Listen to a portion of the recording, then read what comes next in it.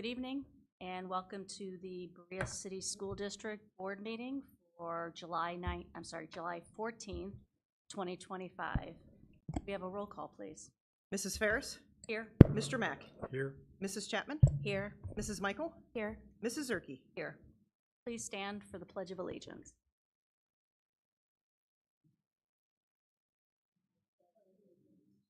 Flag, United States Republic.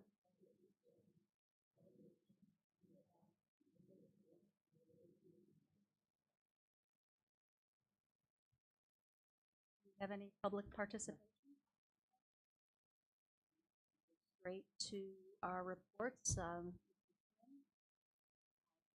Polaris report.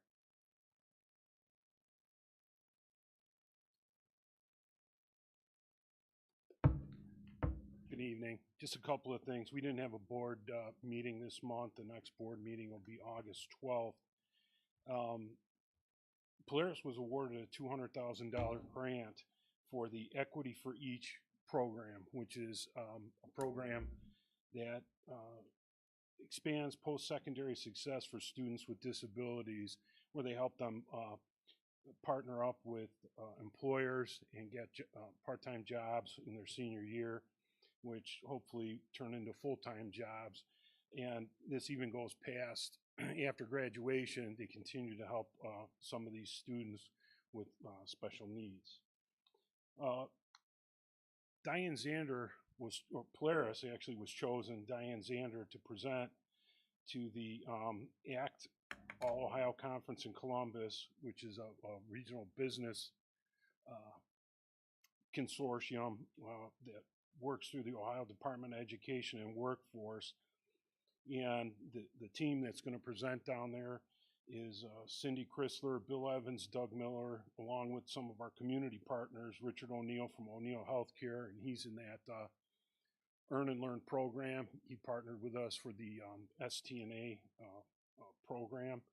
And Matt Madzey from the city of Berea and Paul Marnichek from the city of Brook Park. And so what Polaris will do is showcase the impactful work being done through our regional partnerships.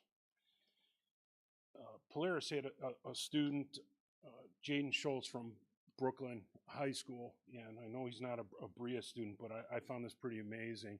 He took first place in the National Skills Championship for CNC machining, and I think that's an accomplishment that should be acknowledged. That's all I have for my report. Thank you.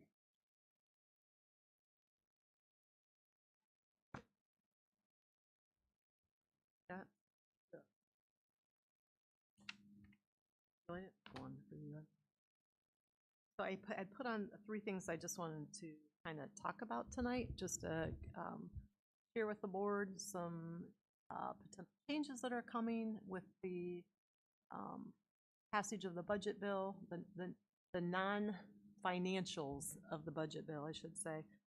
So two things I wanted to talk about in particular, and again, I'm just putting it on radar. I have a webinar tomorrow about just the non-financial budget bill issues, and then the one that OSBA is doing, BASS is doing, and OASBO are doing isn't until July 28th. So I think we're going to get some additional information and clarification. So two of the things I'm sharing with you today did come from a webinar that was held the day after the budget was passed by an attorney and law firm. So just getting it out here, but like I say, as after these next two webinars that I'll be on, hopefully by that August meeting, things that we're not sure of or need clarification on will come in August for everyone. So the first thing I gave you a copy of, and again, I'm giving you the slides that were shared in this presentation. I've included, so the first thing is just to talk about cell phone policy and what's been put in place with that. I put what the model policy was that we talked about with the board before, and then also a copy of the actual board policy that you all approved back in December of 2024. So just a couple things here is that we actually have here's the big,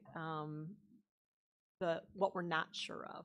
So the law states that we have till January 1st of 2026, so we have the first semester, for the board to adopt a policy that prohibits cell phone use during the instructional day. So instructional day is the piece that people are really we're not, and again, this came the day after the budget bill was passed, what this group shared with us. So there's not a clear definition of that yet. So one is that the board can pass a policy, you may pass a policy that bans cell phones all the time, during the school day, at events, all kinds of things like that. On our webinar, I think most people felt like that's not going to be something that boards pass or, try to police through policy. The other part of it is then, again, this piece where we can prohibit cell phone use during the instructional day, but there's a piece in here. So what the attorneys were telling us that day is that they believe that that's class periods.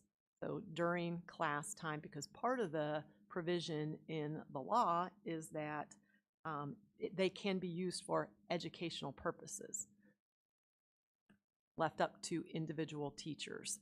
So anyhow, so that's something we've talked about it. Mike and I, and I think it was a couple of the high school and middle school admins were on a call.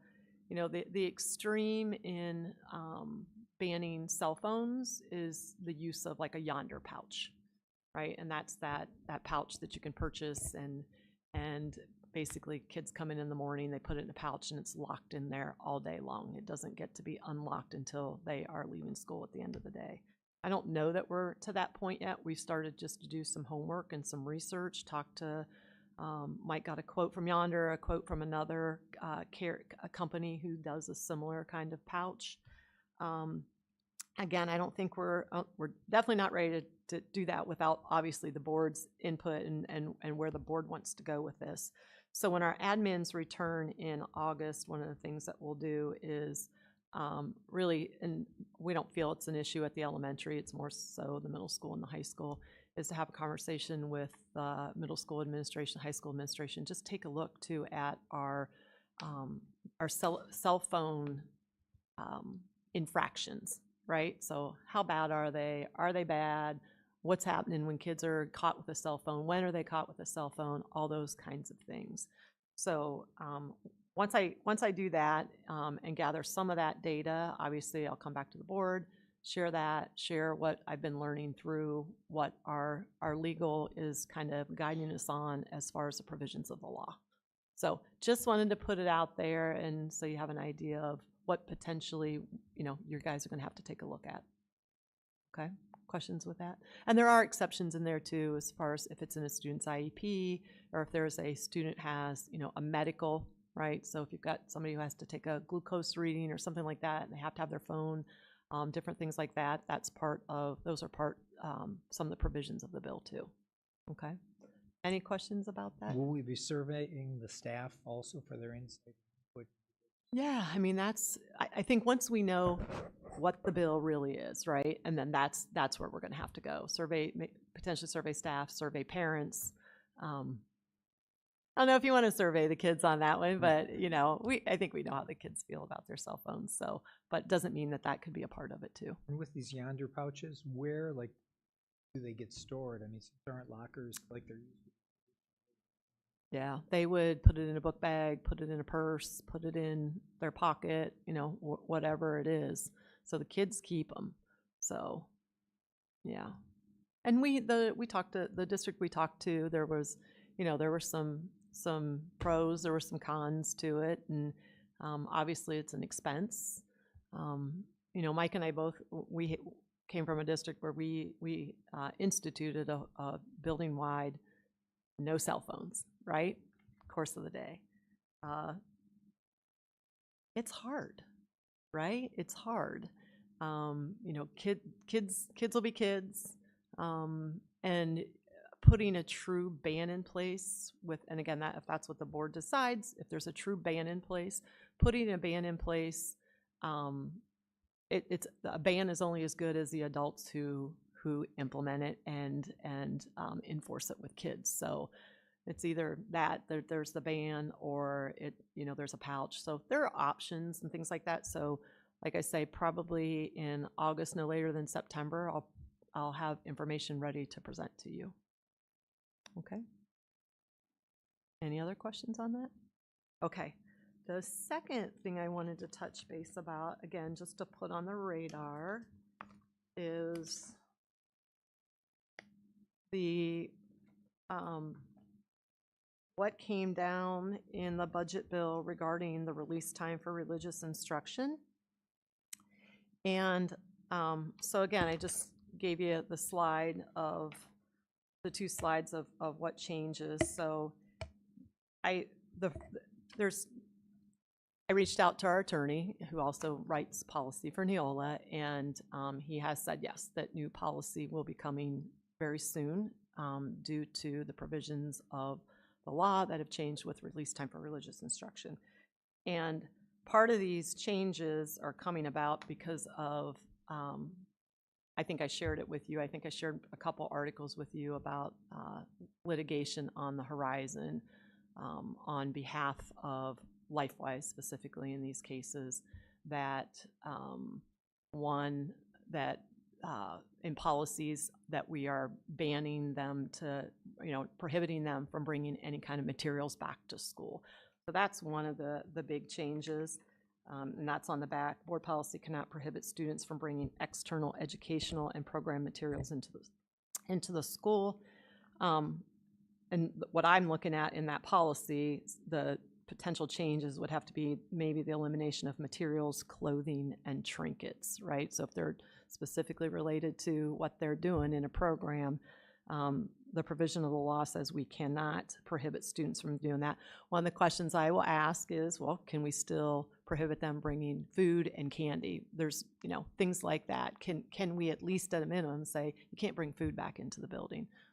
Don't know the answer to that. So that's one of the things that I hope to find out through the couple webinars I'm on. And then the only other, with the first part of it, where it talks about requires school districts to permit students to attend a release time course on religious instruction for at least one period per week. Our policy just says 1 day. So I'm assuming that we're going to have to switch from 1 day a week from 1 period a week, which doesn't impact us at all.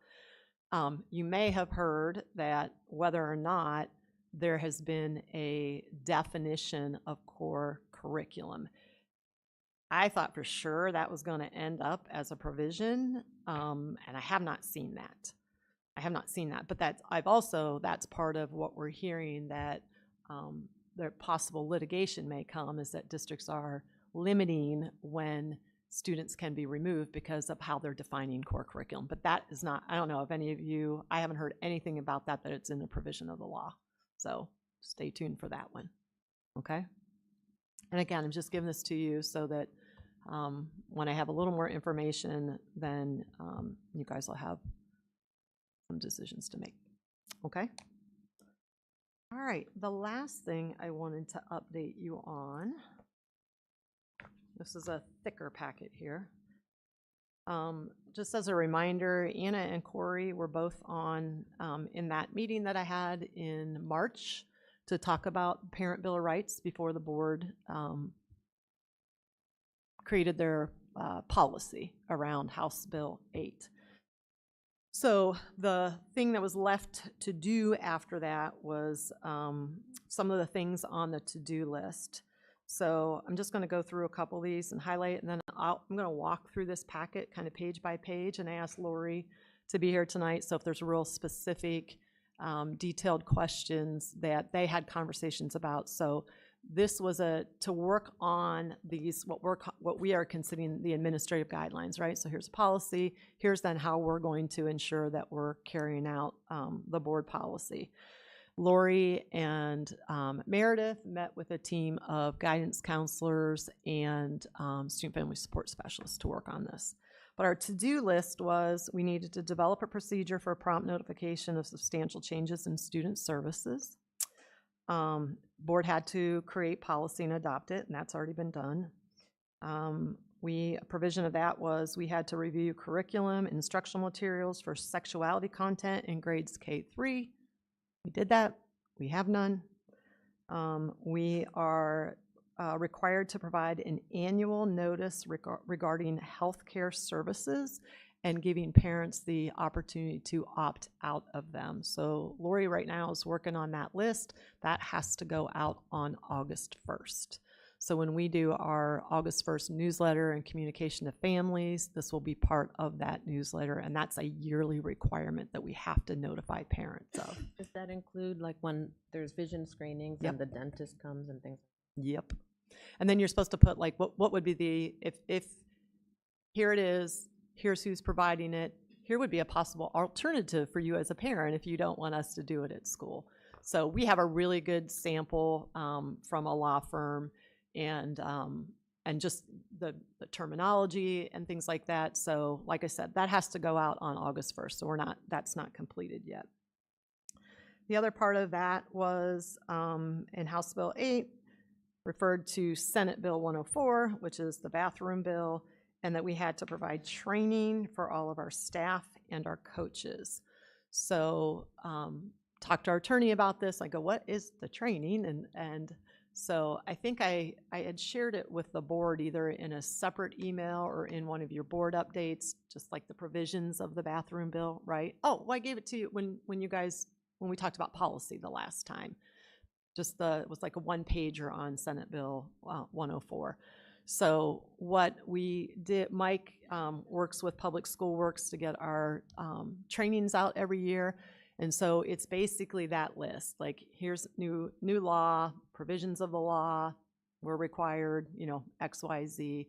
So our staff has that training, has to be done prior to students coming into school. And then I worked with Ryan Kelber today, our new athletic director, and he is going to push that out for coaches who, could be our staff, so they're going to get it twice, just so he has record and documentation of the same kind of thing that he does through Final Forms.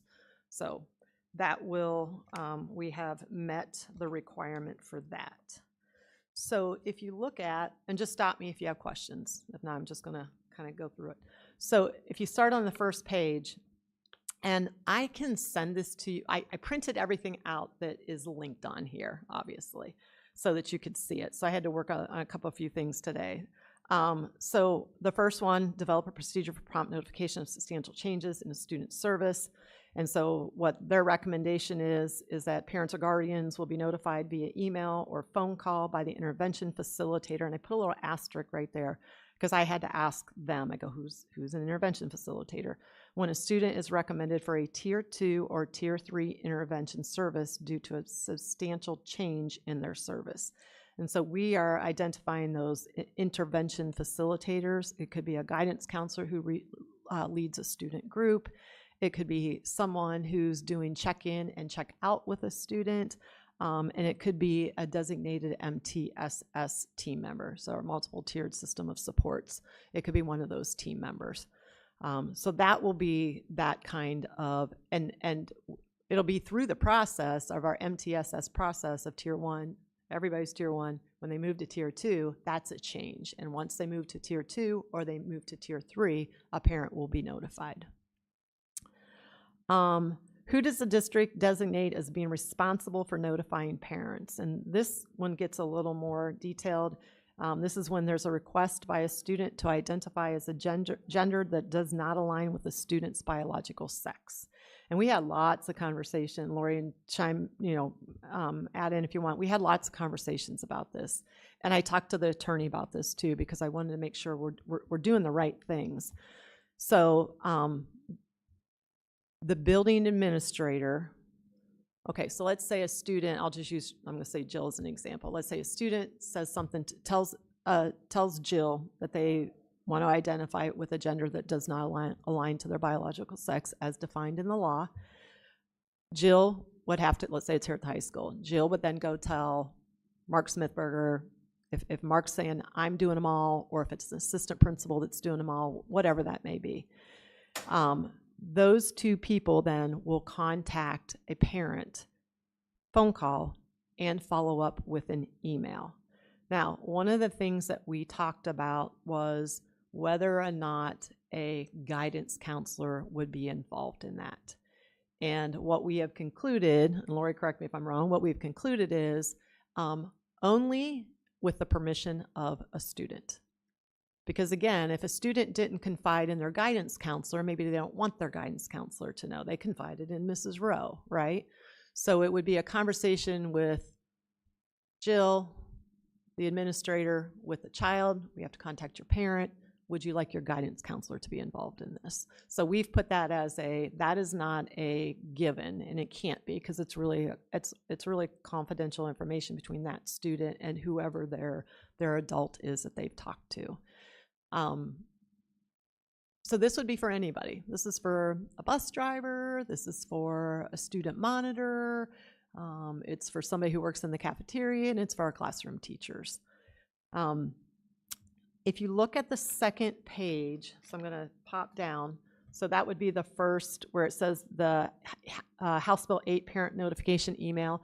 And I said to Lori and Meredith, because their recommendation first is a phone call or an email. And I have said, no, it's a phone call and an email. And we all agreed, because we have to document that, right? It really, truly does need to be documented. So our draft of that is, if you look at the second page where it says subject follow-up documentation of parent notification, and that's in House Bill 8 compliance. So this would be kind of like the form document that we would use to follow up with a parent or a guardian after that phone call had been made by the administrator. And we're just going to make sure it's the date of the. One of the things that, and the attorneys have talked about this too, is still like the confidentiality of putting it in an email, right? So we're not going to say, in an email that specifically your child has, had requested to identify as a gender, not their biological sex. It is just, we are following up House Bill 8 compliance. That's what it is. So it'll be the date of the phone call, the time of the phone call, who made the call, who was contacted, and then any additional notes, but no details or specifics in that email. So that's kind of I think we landed on this as a draft, but I'm pretty sure this is where we've landed, this is what the notification will look like. Now here's another thing, and I had a long conversation with our attorney about this, and I said, where do we house that? And who has access to that, right? So if I confide in Jill today, but then I confide in Mr. Mack tomorrow, and the next day, I say something to Mrs. Ferris, like, are we going to continue with right? So it's icky, right? And so what I talked to the attorney is, those will actually reside with the superintendent. So once that email notification goes out, it will also come and we'll house it in a folder, me currently, whoever the next superintendent is or whatnot, so that there's some so a principal can call and say, hey, this kid, have you already contacted the parent? Because it can be a different kind of conversation follow-up if they've already had that contact. But again, something we hadn't thought of, right? And actually, when I talked to the attorney, he goes, no one's asked me that question. And I said, well, it's got to, and I don't think it can be housed in the student's permanent file, right? Again, if people don't know or the student doesn't want the guidance counselor to know, we can't slip that in a kid's permanent file. Contacting? Yes. Brought up? Oh, well, we haven't got there yet. Okay. Right. So it's a really good question. I think the answer will still be yes. I think we've hit the compliance that the student has already mentioned that.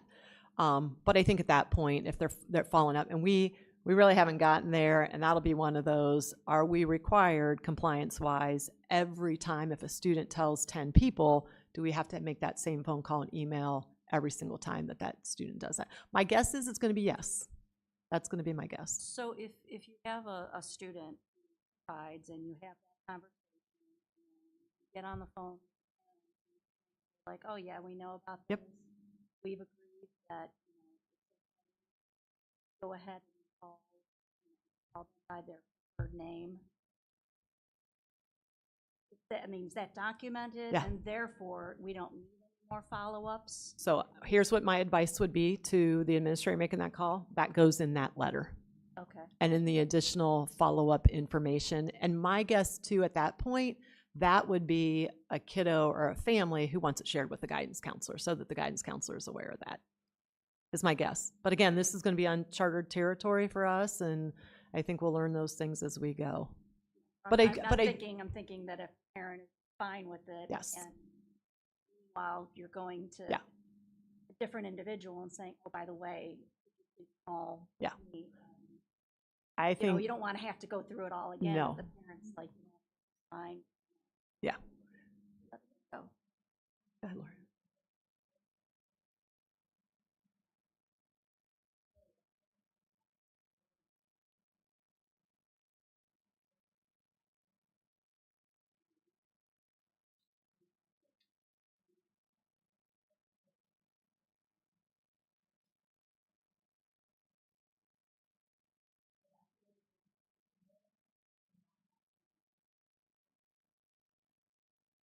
Okay, so just so everybody heard that, and Yeah. especially the recording, that Infinite Campus allows for a nickname to be put into their record on Infinite Campus. Yes. If a parent is okay with putting their other name, then that would be something that would follow the student Yeah. down the road, and it wouldn't require call after call after call. And again, I think it goes in this letter. Correct. Follow-up. What Sorry, go about ahead. students that have already been, I mean, for the last several years, students that are already identifying as a different gender in school? I think it's going to have to be, if it's the first time someone's made aware of it in school, their parent's going to have to be notified. That- Yeah. Yep. Are you saying like that people may know it? Right. Or the may not child know has been it. living as Yeah. a completely different name at school Yeah. already. I'm going to say that the parent's going to have to be notified because we don't know if the parent knows or not. So, yeah. But again, we can get some, as we start to get through this, some really better clarification, because again, these are just uncharted waters for us. But I would say, and I think Lori and Meredith would agree too, that if it is, we don't know that the parent knows, so you have to let the parent know. Okay, questions about that? Okay, one of the other things that was on the to-do list from House Bill 8 that we have to do is that we have to list our counseling services. I will tell you, in talking to Lori and Meredith, I think the good thing that came out about this is we are ensuring that we do the same thing at every level and at every school. So whether it's Brook Park Elementary or it's Berea Mid Park High School, that we have provided some very clear and consistent procedures. Not to say that they weren't there before, I just think it gets it in writing and it cleaned it up, and our messaging to our counselors, our student family support specialists, whatnot, will just be more streamlined and consistent. Am I accurate in saying that, Lori? So the next form in here is actually this is a draft, so they're still working on it. It's the colored one. It's the one that's got the different colors on it. So these are, yeah, you don't see it that it's, you see on the front form that it's still draft. So they're gonna meet again when they come back in August just to finalize everything. But this is where we have to document what we do at Tier 1, Tier 2, Tier 3, so the list of services that we actually provide, okay? And again, that's just required by law. And I think that has to go on the website, right, Lori? I think it does, yeah. I think it has to be listed on our website. Two other things then, if you look at the next document, the first one's gonna be an informed consent form. Again, we did this before. This is nothing new as a result of House Bill 8. when we had individual or grouped counseling, or if our students met with a student family support specialist, we had consent of a parent before it ever happened, okay? But again, just getting the form, getting it all taken care of. So that's that form that we use right there, the informed consent for school-based counseling services. And then the second one was, and Corey and I think you'll remember this from our conversation, our guidance counselors were really concerned about what kids tell them, right? And that they're not concerned about what kids tell them, but they're concerned that now that if kids tell them something, but they don't know that it's confidential, right, moving forward, that hurts a relationship, and we want to protect our employees, and we actually also have to help protect our kids. So every time when our counselors talk to kids and things like that, they were always saying, what you say in here stays in here unless someone is hurting you, you want to hurt yourself, you want to hurt someone, you give permission for me to share with another adult, and they had to add, you are discussing your gender identity, including preferred names and pronouns.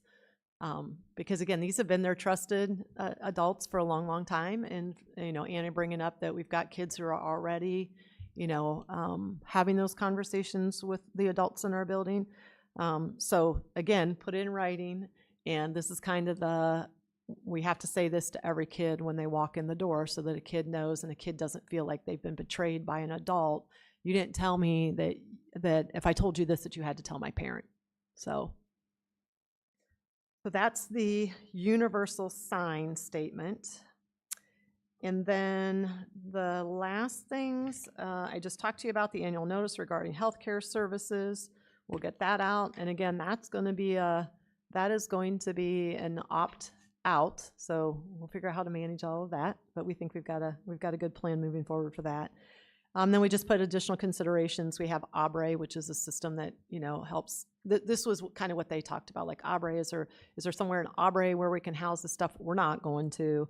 The form letter that we have, and then obviously the notification that we have. And I think that's it. So questions? I just threw a lot at you.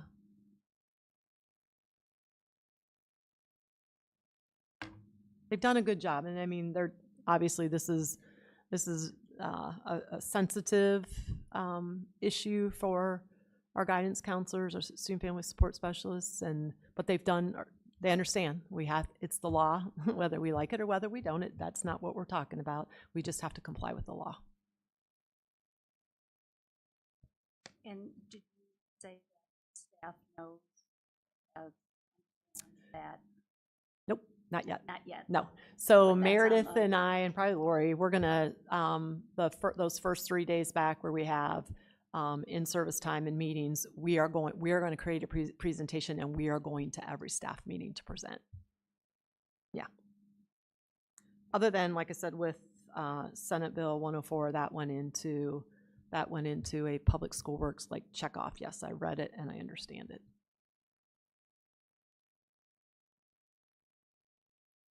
Questions? Lori, did I forget anything? Good? Okay. All right. That is all I had. It's a lot. Yeah. Moving on to the consent agenda, it's I don't think you're done. There you go. It's recommended that items D3 through D6 be approved as part of the consent agenda unless a Board of Education member wishes to have an item removed. So moved. Second.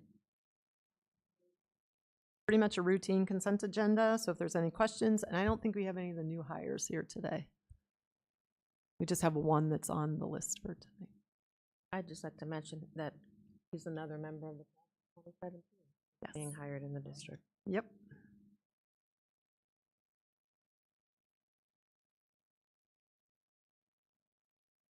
There's no other comments or questions. Can we have a roll call, please? Yes.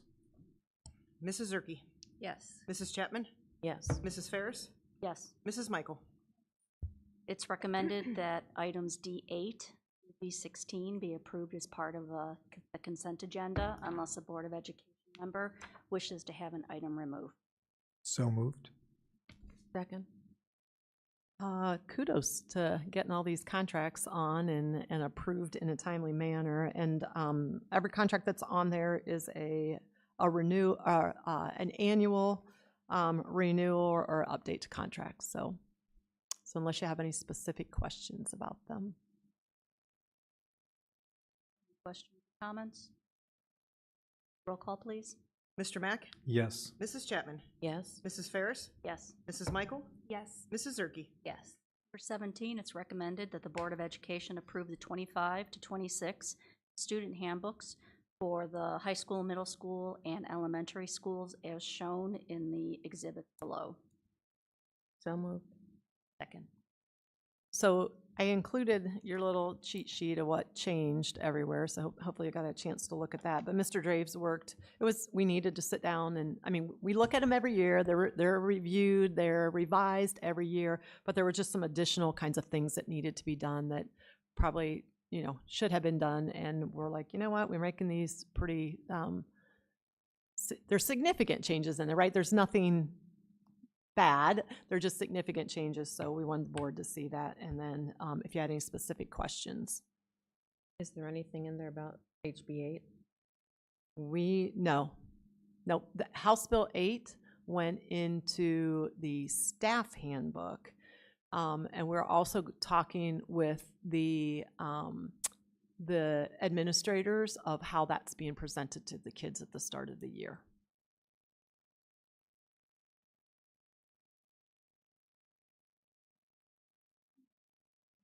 Questions? Roll call, please. Mrs. Chapman? Yes. Mrs. Zerke? Yes. Mrs. Ferris? Yes. Mr. Mack? Yes. Mrs. Michael? Yes.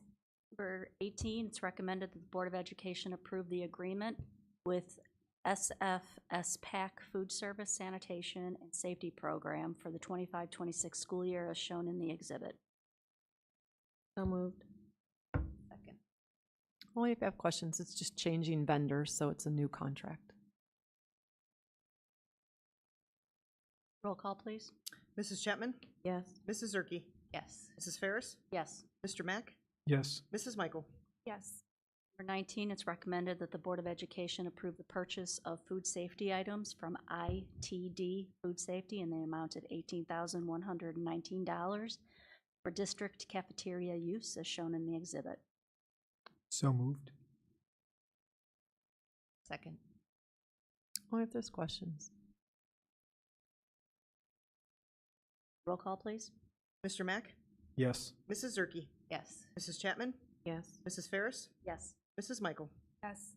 For 20, it's recommended that the Board of Education approve the quote from North Royalton Power Equipment for the purchase of a new Skag Cheetah 61-inch mower for the General Maintenance Department at Buildings and Grounds as shown in the exhibit.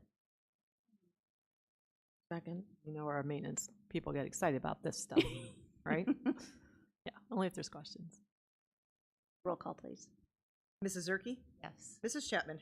Yes. Mrs. Ferris? Yes. Mr. Mack? Yes. Mrs. Michael? Yes. 21, it's recommended that the Board of Education approve the proposed curriculum for 25-26 school year as shown in the exhibit. So moved.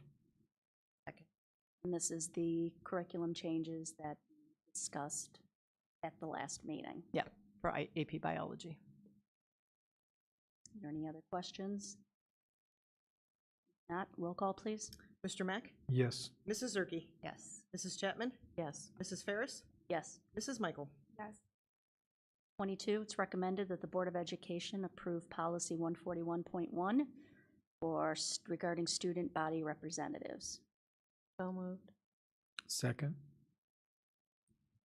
And this is the second reading and an action item this time around to approve the new policy for a student board member. So there will be, I'll send it to you, and it's a very simple, there is another board policy that has to be revised to add just the student to it. So I didn't put it on here tonight. so that you guys can approve this. So at the next one, it'll just be a revision to a policy. It's basically about voting body, and so it's a one line. Yeah, I think Anna gave us a sample of that. So we'll put that on the next agenda. Reading through this again, my only comment is, do we want the policy to say that a student representative shall give a report, or should it be a may or a should? Is there always the expectation, is the student violating policy if they come to a board meeting and they don't have anything, they don't give a report? That was the only thing that stuck out to me in the policy.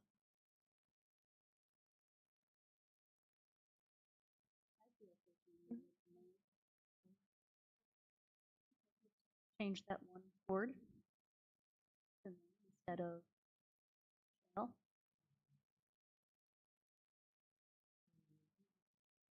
Second one.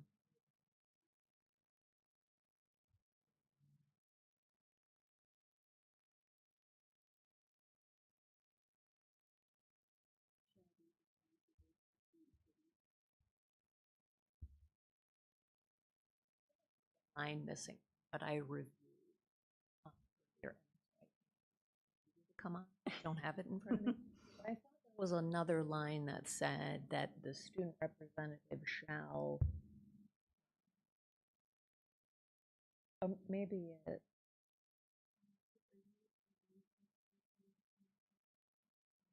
Shall provide Shall the board provide with the board with, Yes.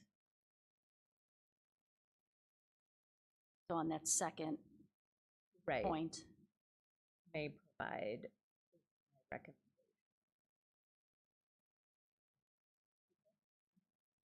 Probably have to motion.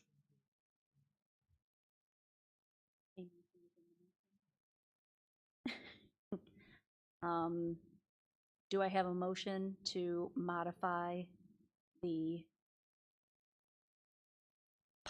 policy to change the word shall to may? Second. Roll call, please. Mrs. Zerke? Yes. Mrs. Chapman? Yes. Mrs. Ferris? Yes. Mr. Mack? Yes. Mrs. Michael? yes. And then in regards to, are we ready have a motion to, or do we need a re-motion for the revised? Good, okay. So if there's no further discussion, we will vote on the revised policy language. Roll I think call. she's saying,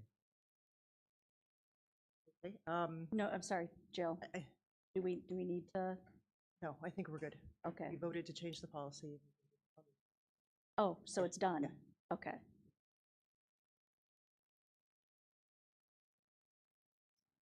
Click back here. Okay, on to treasurer's update. It's been quick since we met on June 30th. The June report is attached in the minutes. As I stated, we ended the year roughly with a general fund cash balance of around $30 million before carryover purchase orders, about $29 million after the carryover purchase orders. The year ended very well. We were under budget in expenditures. We were right at budget with revenue. Couple things since we've met. The budget bill did pass. There were a number of items in the budget bill that we had talked about, the 40% cash carryover, the elimination of STRS and SERS pickup for superintendents and treasurers and principals they threw in there. Giving the County Budget Commission more authority. If we had the cash reserves, they could reduce our levies.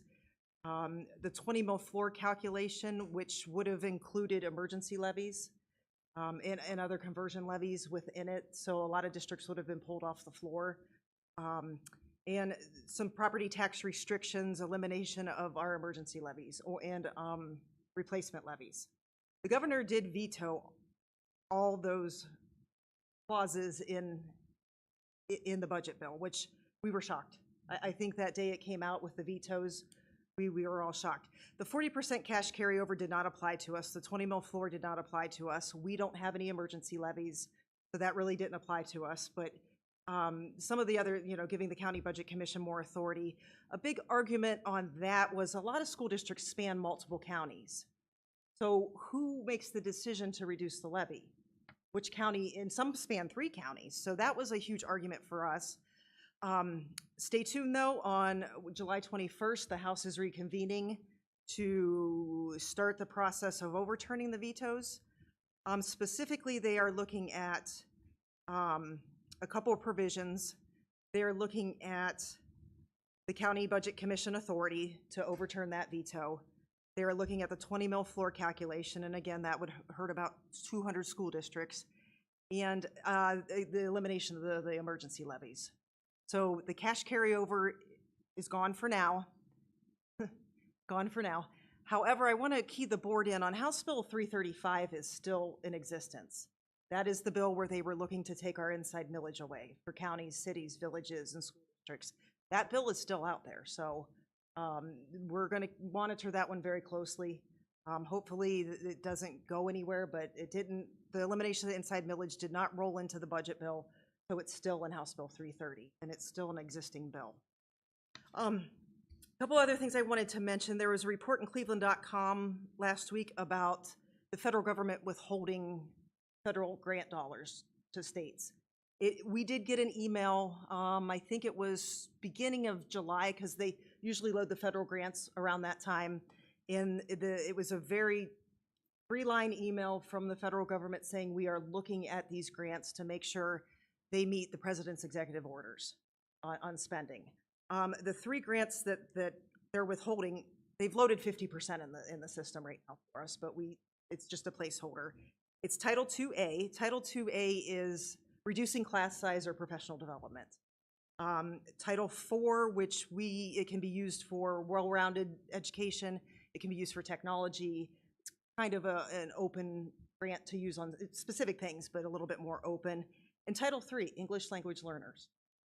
Each of these grants are smaller grants. Don't get me wrong. We have Title I and IDEA are our larger grants, which they've loaded full. But these smaller grants probably equate to about $250,000 for us. And in these grants is salary. I usually try to keep salary in the grants. So it's 1 instructional coach. Meredith comes out of Title IV, and a very small partial EL tutor, about 10% of an EL tutor salary. So, but it does equate to about $250,000. We are monitoring it to see what they're going to do. I believe we will see some of that money this year, even if the federal government doesn't allocate it to us, because of just unspent money in the state of Ohio, because it always goes back into the pot, then gets divvied back out. But again, as soon as we know, we'll inform the board and make some decisions from there. It'll give us, we have enough to sustain this year, but from there we'll have to make some decisions on what we want to do with the positions that are in. So more to come on that. There was a lot of that on our webinars the other day, the unknown, the undefining of a lot of this, but with the governor's vetoes, that helped a lot. So we were pleasantly surprised, but more to come. This could move fast through the House. The House has to vote first, then the Senate has to vote. So to see if they want to overturn some of his vetoes. How do we feel about that? Is it possible? Have the just along party lines? Do they have? They have enough to overturn if it's along party lines in both the House and the Senate. But we'll see. Yeah. More to come. I don't think it, again, will affect us too much. We're not on the 20 mil floor. We don't have any emergency levies. In the County Budget Commission, giving them more authority, since we don't have our carryover is not close to 40%, it's about 35%. I don't see them restricting our levies. But again, more to come. We'll keep the board informed as it comes. Thank you. Item 2, it's recommended that items E3 through E9 be approved as part of the consent agenda unless a Board of Education member wishes to have an item removed. So moved. All routine consent agenda items tonight.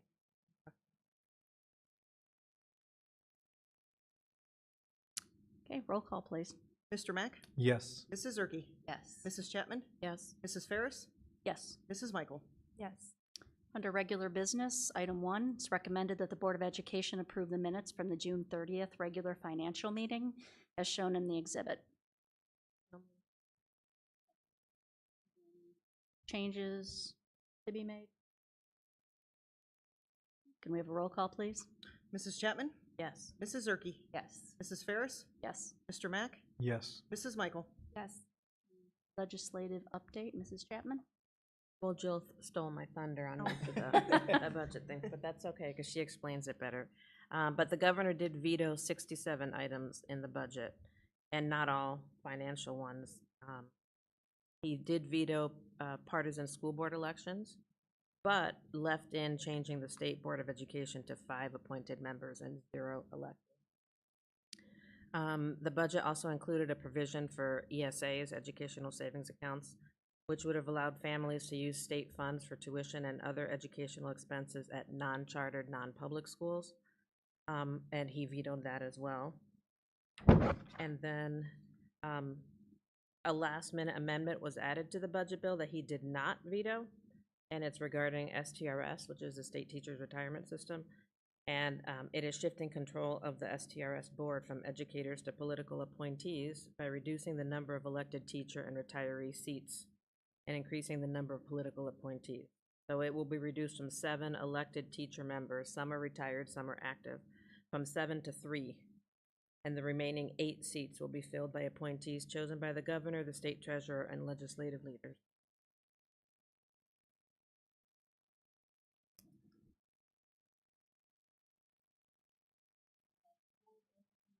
Sorry, Board of Education committee reports.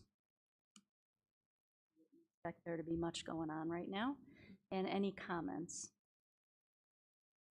It's great seeing people in the parades, watching kids be so excited, like when their teachers are going by, both Berea and Brook Park, and it was cute. They also need to get a street sweeper out there because there's a lot of flattened candy in Brook Park right now.